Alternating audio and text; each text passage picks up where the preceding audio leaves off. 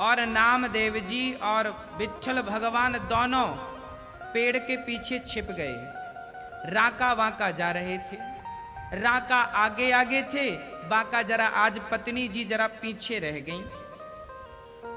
राका ने देखा कि रास्ते में सोना पड़ा है। राका ने देखा सोना पड़ा है तो पलट करके देखा पत्नी आ रही है बाका। राका जी ने सोचा कि कहीं मेरी पत्नी ने देख लिया और कहीं उसके अंदर भाव जाग गया, क्योंकि माताओं को सोना बड़ा प्रिय लगता है, कहीं उसका भाव जाग गया लेने का। तो राका जी ने जल्दी से सोने के ऊपर मिट्टी डाल दी। तब तक बाका आ गई। स्वामी जी क्या कर रहे हैं? बोले हम मिट्टी डाल रहे हैं। किसके ऊपर? बोले सोने के ऊपर।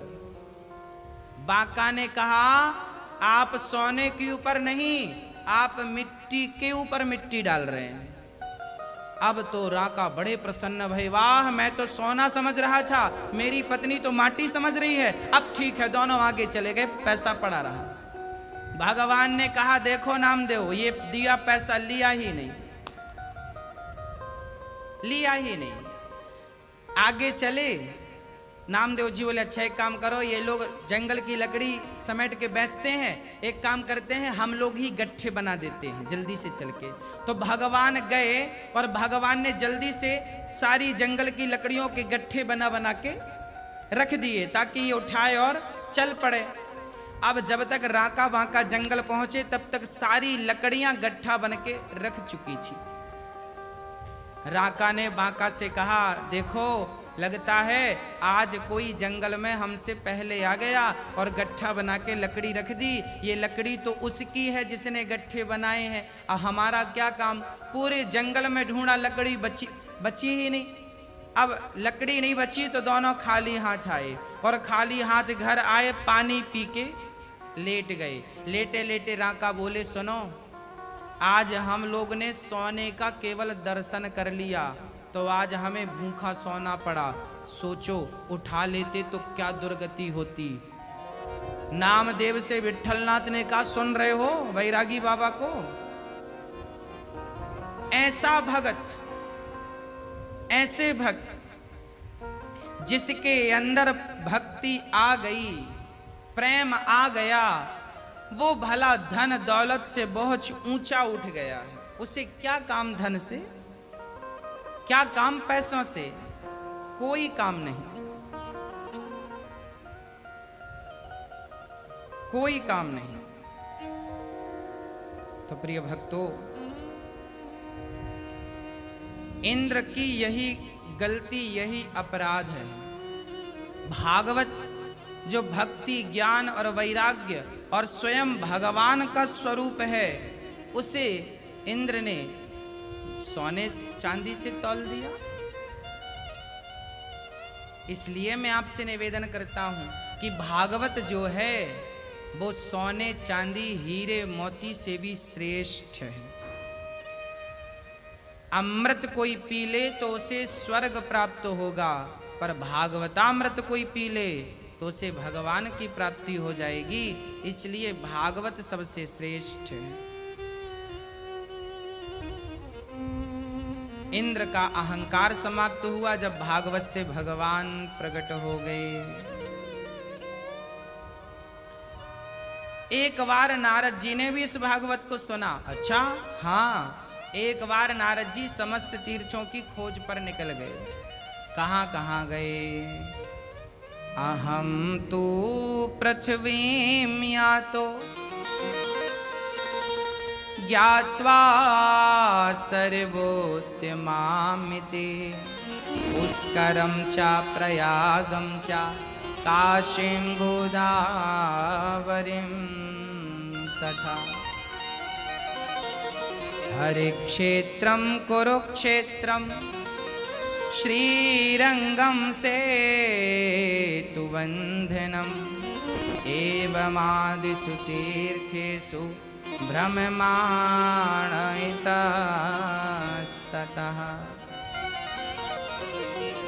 क्या कहा? नारद जी एक बार पृथ्वी लोक आए सारे तीर्थों का भ्रमण करने, सारे तीर्थों में गए, पर आज शांति कहीं नहीं मिली। पुष्कर, प्रयाग, काशी, गोदावरी, हरि क्षेत्र, कुरुक्षेत्र, रंग, सारे तीर्थों में गए, शांति नहीं मिली। अच्छा, नारद जी को शांति ना मिलने के पीछे कारण था। कारण क्या था? कारण यह था कि आज का प्राणी बहुत स्वार्थी हो चुका है।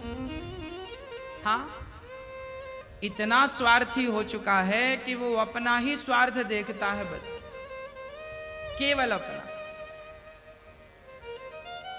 बड़ा भाई स्वार्थ के कारण छोटे भाई को परेशान कर देता है, छोटा भाई स्वार्थ के कारण बड़े भाई को मतलब खून एक है, एक थाली पे खाने वाले हैं, पर ये भी स्वार्थ के कारण झगड़ा करते रहते। आज हम लोग तीर्थों की यात्रा करते हैं, कथा भागवत बहुत सुनते हैं, फिर भी हमें भगवान की प्राप्ति नहीं हो पाती, फिर भी हमारा चित्त निर्मल नहीं हो पाता। कारण क्या है? कारण यह है कि हम चित्त को निर्मल करना चाहते ही नहीं। हम भी उलझे हैं। कहां उलझे हैं? हम भी उलझे हैं, स्वार्थ में उलझे हैं। याद रखना भक्तों, जब तक आप अपने भीतर के स्वार्थ का त्याग नहीं करेंगे, तब तक आप अच्छे व्यक्ति नहीं बन पाएंगे। आपको अपने भीतर के स्वार्थ का त्याग करना पड़ेगा। अपनी जो इच्छाएं तमाम बना रखी हैं, उनका त्याग करना पड़ेगा। सच्चे मार्ग पर चलते रहिए, चलते रहिए, चलते रहिए। भगवान उन्हीं का सहयोग करता है जिनकी नीति और नियम अच्छे होते हैं। इसलिए आपको सबसे पहले स्वार्थ का त्याग करना पड़ेगा। स्वार्थ की बात आई तो देखिए संसार कितना स्वार्थी हो गया है। मैं एक उदाहरण देके आपको समझाता हूं। दो भाई थे, सगे भाई, दोनों बहुत प्यार करते थे एक दूसरे से। एक ही घर पर, एक ही चूल्हे पर रोटी बनती और प्रेम से खाते। एक दिन क्या हुआ, बड़ा भाई छत पर था, ऊपर। गांव की कहानी है। बड़ा भाई छत पर था, छोटे भाई ने आवाज लगाई, भैया चलो चलते हैं बगीचे। दोनों चले, बड़ा भाई छोटा भाई बगीचे गए। बगीचे से जब वो लौटने लगे ना, तो बड़े भाई को दो आम पके पके मिल गए। आम, बड़ा भाई था, बड़ा भाई आम लेकर आया। दो आम मिले, केवल दो ही मिले, संयोग देखना, आम दो। और आम भी एक बड़ा था एक छोटा था। अब बड़ा भाई दो आम लेके जब घर आया तो एक बेटा बड़े भाई का था खुद का, और एक बेटा छोटे भाई का था। तो उसने बुलाया, बच्चों आओ तुम्हारे लिए आम लाए हैं। तो बड़े भाई ने क्या किया कि जो बड़ा वाला आम था वो जिस हाथ में था उस तरफ छोटे भाई का बेटा खड़ा हो गया, और छोटा आम जिस हाथ में था उस तरफ उसका खुद का बेटा खड़ा हो गया। अब बड़ा आम इस हाथ में है, छोटा आम इस हाथ में है। उसको लगा मन में कि बड़ा आम मैं अपने बेटे को दूं, तो उसने अपने हाथ को यूं घुमा दिया, यूं कर दिया। जब यूं घुमाया हिसाब ठीक बैठा, बड़ा आम उसके तरफ चला गया, छोटा आम इसके। बात आम की थी, और आम कोई बहुत महंगी चीज तो है नहीं, परंतु इस चीज को छोटे भाई ने देख लिया। छोटे भाई ने देखा और आंखों में आंसू भर के चला गया। थोड़ी देर बाद छोटा भाई आया और उसने बड़े भाई के पांव पकड़ के कहे, भैया अब मैं आपके पास रह नहीं सकता, मैं जा रहा हूं घर छोड़कर। अरे क्या हुआ, कहां जा रहे हो घर छोड़कर? हम तुम्हारे बिना कैसे रहेंगे? ना भैया, रिश्ते तब तक ही चलते हैं जब तक कपट नहीं होता। रिश्तों में रहने में तब तक ही मजा है जब तक कपट नहीं होता, और जब कपट की एंट्री होती है ना तो रिश्ते फिर टूट जाते हैं।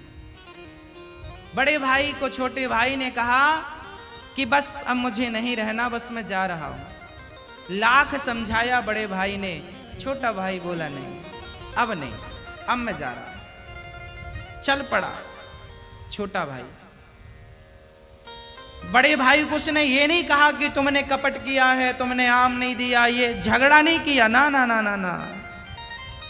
इससे हमें क्या सीखने को मिला? इससे हमें ये सीखने को मिला कि हम अपने बारे में ना सोचें।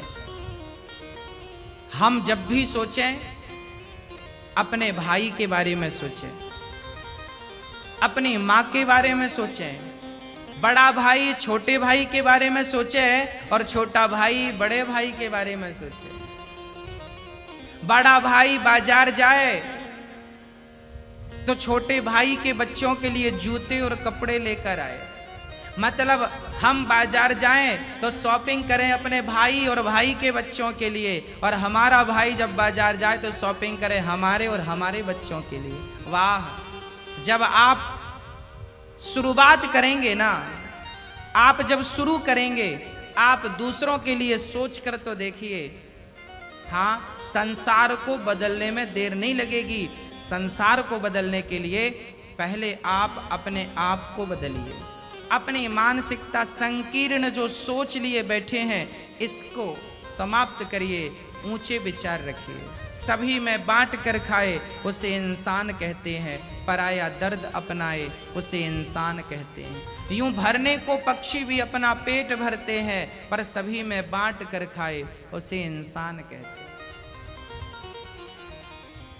हम भूल चुके हैं अपनी संस्कृति को, कपट लिए बैठे हैं। मैंने कई बार आपसे कथा में कहा है कि इमली की खटाई तो दूध को फाड़ती है, पर कपट की खटाई तो रिश्तों को फाड़ डालती है। इसलिए खटाई यदि त्यागना है, शुक्रवार का व्रत हमारी माताएं रखती हैं ना, शुक्रवार के व्रत में क्या नहीं खाती मैया? खटाई नहीं खाती। कौन सी खटाई? हमारी माताएं नींबू नहीं खाती, इमली नहीं खाती, टमाटर नहीं खाती। क्यों? ये खट्टा है। जरा आप ही बताओ, क्या नींबू, क्या टमाटर, क्या दही, क्या छाछ कपट से भी खट्टी है? सबसे खट्टा क्या है? कपट खटाई परत पुनी, जलुपय सरिस बिकाय, देखा हूं प्रीत की रीत भली, बिलग हो ही रस जाय, कपट खटाई परत पुनी। ये जो कपट है ना, आज रिश्ते क्यों टूट रहे हैं? केवल कपट के कारण। आप सभी कपट का त्याग कर दें, रिश्ते कभी नहीं टूटेंगे, घर स्वर्ग बन जाएगा। हाँ, नारद जी ने कहा देवी, अब नारद जी सारे तीर्थों में गए, शांति कहीं नहीं मिली। तब नारद जी वृंदावन आए। वृंदावन में क्या देखा? एक कन्या और एक बूढ़े बूढ़े दो लोग, एक बूढ़ा इस तरफ, एक बूढ़ा इस तरफ। कौन हो तुम? क्या नाम है तुम्हारा? तब उस स्त्री ने कहा, अहम भक्ति ख्याता, इमौ में तनयौ मतौ, ज्ञान वैराग्य नामानौ, काल योगे न जर्जरो। महाराज मेरा नाम भक्ति है। अच्छा, नारद जी बोले, हे भगवान, भक्ति तुम्हारी ये दुर्दशा कैसे हो गई और क्यों यहाँ उदास बैठी हो? महाराज ये मेरे बच्चे हैं, ये ज्ञान है, ये वैराग्य। अरे ज्ञान वैराग्य की ये हालत कलयुग में? हाँ, कलयुग में, कलयुग में ज्ञान वैराग्य की कोई पूछ नहीं है, कोई पूछता नहीं है। आज ज्ञान की जरूरत किसे है? आज ज्ञानी भला कौन बनना चाहेगा? आज लोग बिना ज्ञान को प्राप्त किए ही मर जाते हैं। ज्ञान किसे कहते हैं? अच्छा बताइए, ज्ञान की परिभाषा क्या है? ज्ञान क्या है? वेदों को पढ़ लेना क्या ज्ञान है? पुराणों को रट लेना क्या ज्ञान है? नहीं, बल्कि ज्ञानी कौन? जो परमात्मा को कण कण में देखना शुरू कर देता है, जो हर जगह भगवान को देखना शुरू कर देता है, जहां नजर डाले वहां उसे कृष्ण नजर आए, बस उसी को आप ज्ञानी समझिएगा। ज्ञान क्या है? सर्वम खलविदम ब्रह्म की भावना ही तो ज्ञान का परिचय कराती है। सीय राममय सब जग जाने की भावना ही तो ज्ञान का प्रबोध कराती है। यदि हमारे भीतर हम स्त्री को देखें तो राधा स्वरूपा देखें, पुरुष को देखें तो कृष्ण स्वरूप देखें, जब हम जीव मात्र में भगवान का दर्शन करके प्रणाम करने लग जाएंगे, तब समझ लेना कि हम ज्ञानी हो गए। ज्ञान रटना नहीं है, ज्ञान चरितार्थ का सब्जेक्ट है, चरित्र पे उतारने का विषय है। वैराग्य क्या है? बताइए, वैराग्य किसे कहते हैं? हमारे बचपन में हमने गुरुजनों से कथा सुनी। पहले के जमाने में ना गांव में नल हुआ करते थे, हैंडपंप ऐसे हाथ से, अभी भी है। तो लोग ना पहले नल में ही नहाने जाया करते थे, है ना। तो एक पति और पत्नी नल पर थे। पति नहा रहा था, पत्नी नल चला रही थी। तभी गांव में बैंड बाजे बजने लगे।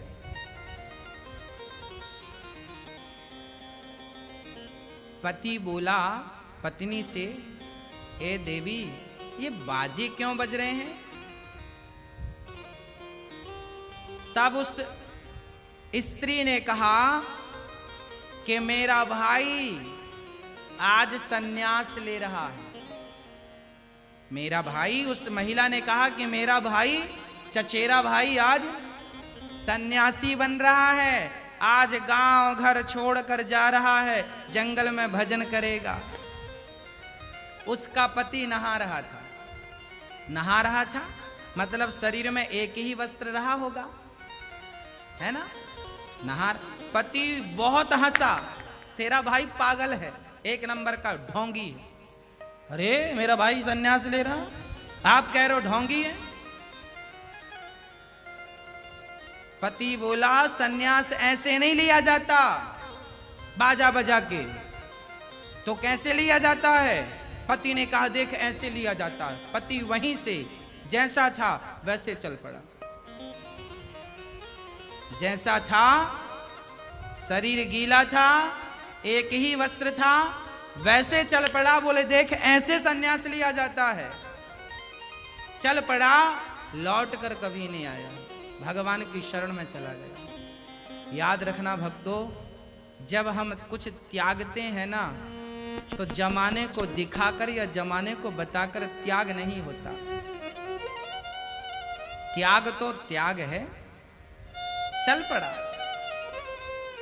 तो भक्ति, ज्ञान और वैराग्य क्या है? वैराग्य की परिभाषा क्या है? वैराग्य के क्या अर्थ है? वैराग्य का अर्थ ये नहीं है कि मैं जंगल चला जाऊं। वैराग्य का अर्थ ये है, हमारे गुरुजन कहा करते थे कि एक आदमी जंगल में था और वो सबसे कहता था हम हलवा नहीं खाते, हम हलवा नहीं खाते। तो किसी ने कहा बाबा जी आपको तो हलवा मिलता ही नहीं है, खाओगे क्या? आप कह रहे हैं हम हलवा नहीं खाते।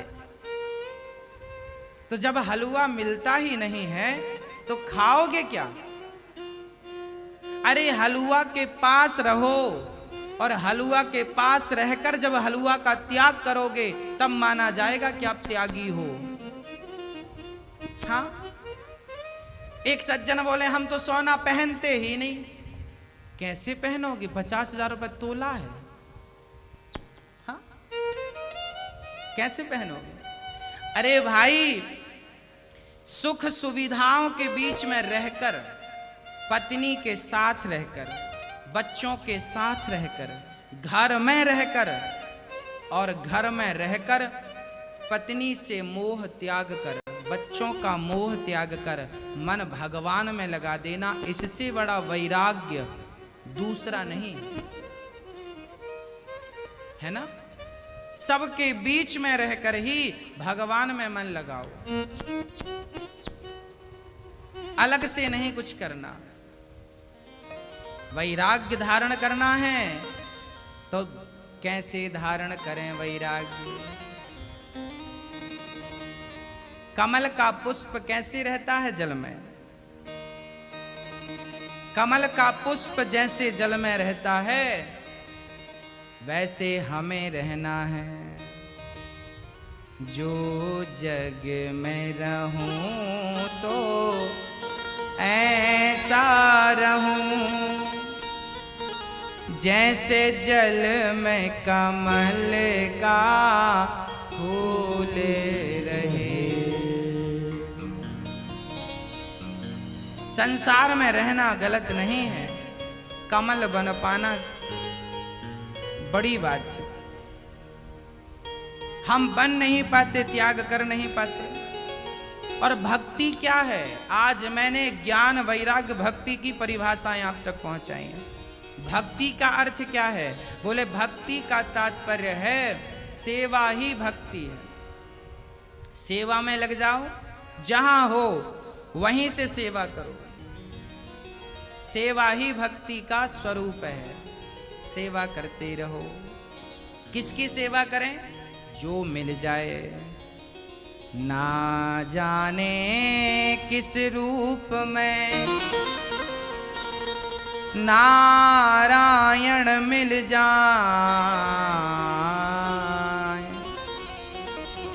ना जाने किस रूप में नारायण मिल जाए।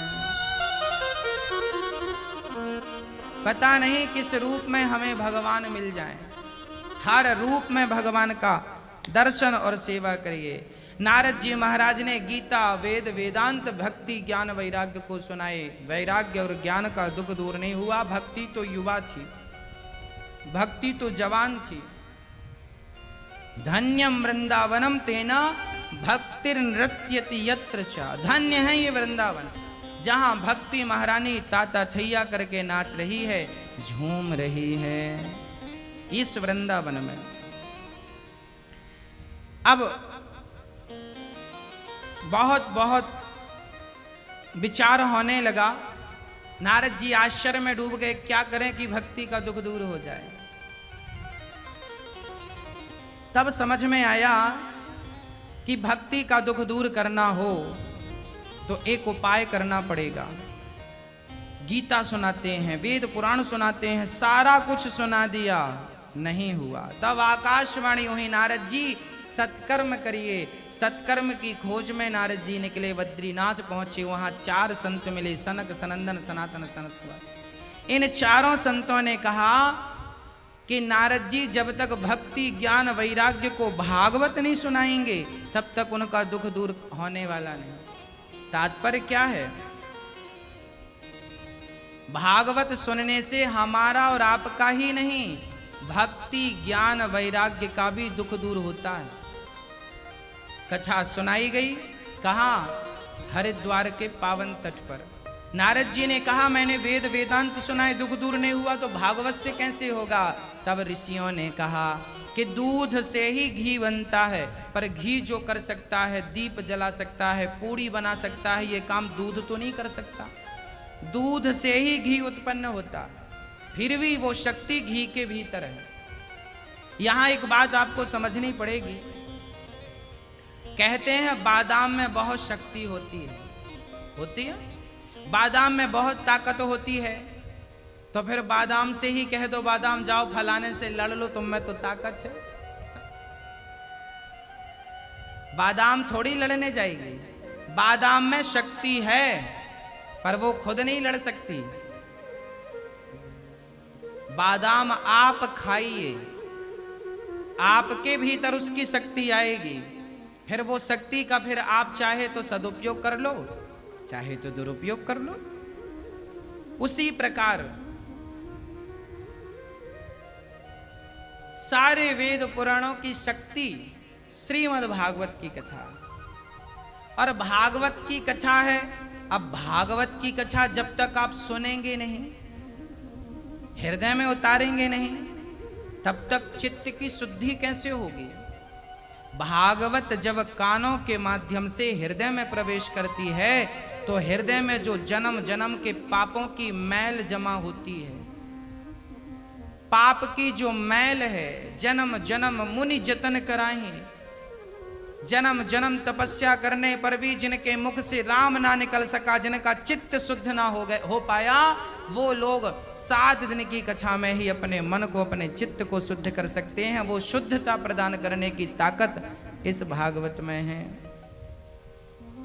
और प्रेम पूर्वक नारद जी ने कहा, ठीक है, फिर कथा सुनाइए। हरिद्वार के पावन तट पर बैठ गए। गंगा का किनारा था, बालू थी, पेड़ की छांव थी, 4 आसन लगाई सनक सनंदन सनातन सनत कुमार के लिए। नारद जी मुख्य श्रोता बन के बैठे और कथा स्टार्ट हो गई, कथा प्रारंभ हो गई। सदा सेव्या सदा सेव्या श्रीमद् भागवती कथा, यस्याः श्रवण मात्रेण हरिश्चित्तं समाश्रये।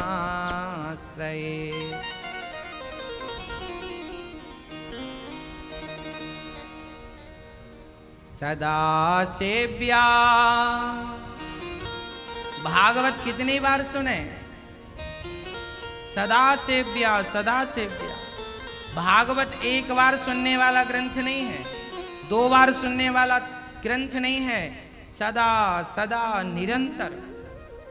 जैसे कुछ भक्त, जब से लॉकडाउन हुआ है ना, तब से बहुत सारे भक्तों ने रेगुलर साधना चैनल पर भागवत सुनी, 3 से 6 रेगुलर सुनी।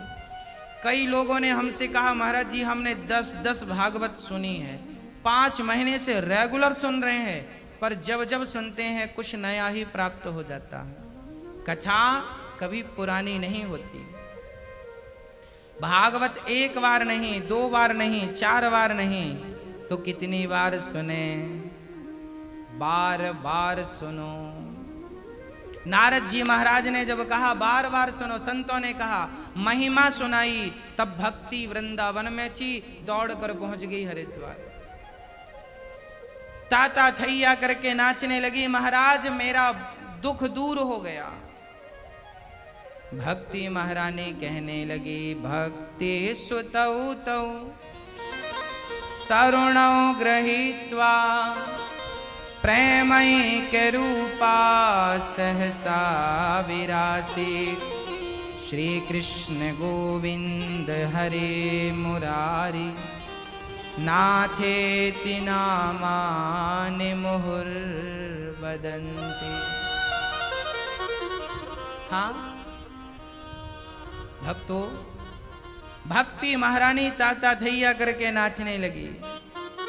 महाराज मेरा सारा दुख दूर हो गया, बताओ मैं कहां बैठ जाऊं, कहां बैठ जाऊं मैं? तब संतों ने कहा, ये जो भक्त बैठे हैं इनके चित्त में, इनके हृदय में जाकर के बैठ जाओ। इनका हृदय बिल्कुल शुद्ध है। जो कथा प्रेमी होते हैं ना, भगवान उनके चित्त में, उनके हृदय में ही जाकर बैठ जाते हैं।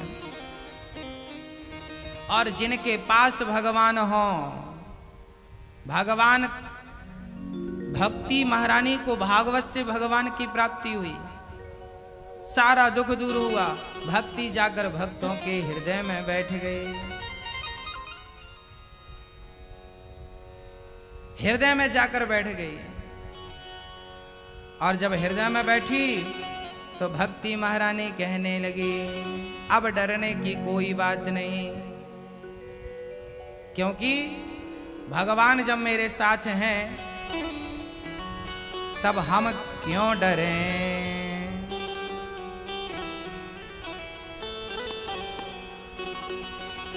सावेरा से अंधकार हो, पर एक बार दीपक जला दो सारा अंधकार तुरंत चला जाएगा। अंधकार ये नहीं कहेगा कि मैं तो वर्षों से हूं, सदियों से हूं ना, केवल दीप जलाने की देर है। बस इसी तरह आपने जिस क्षण अपने हृदय में, अपने चित्त में भक्ति का, भागवत का दीप जलाया, उसी क्षण आपके चित्त में सारा जन्म जन्म का पाप जो इकट्ठा था, संचित था, समाप्त हो जाता केवल एक दीप जलाने से। नारद जी ने कहा फिर कोई ऐसा